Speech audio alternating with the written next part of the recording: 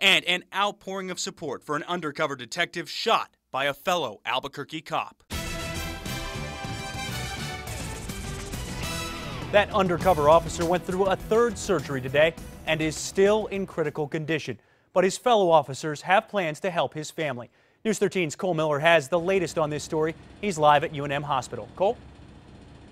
Well, Alex, it has been an emotional weekend for the department as this investigation plays out. And while that officer is here at the hospital doing his best to recover, his fellow officers and even complete strangers are stepping up, to help cover some of his medical bills.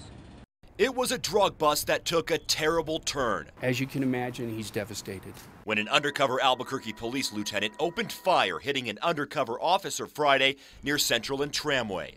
Undercover narcotics work is probably some of the most dangerous work that we do in law enforcement.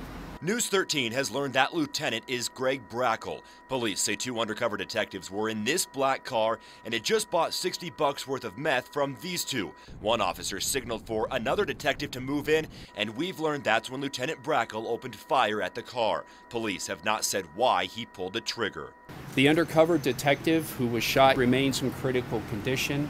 A police spokeswoman says that detective, who News 13 is not naming, underwent a third surgery this morning. The investigation continues, and the information is still very limited as our investigators from our multi-jurisdictional shooting task force continues to do the interviews. Police say as of right now, the critically wounded detective's family is in the process of getting to Albuquerque. In the meantime, an APD sergeant has set up this GoFundMe page to raise money for his medical bills. According to the webpage, the detective has been with the department for 10 years, quote, serving his community with bravery and integrity during that time. The support from the Albuquerque Police Department for their members, their rank and file members, is outstanding.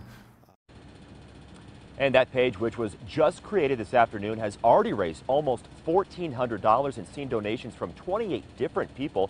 The sergeant who started it says this officer has a long road ahead of him. And Alex, another undercover officer was injured and is okay. Back to you. All right, Cole, thank you very much. Police won't say if the 2 drug suspects were armed, but they are not facing weapons charges.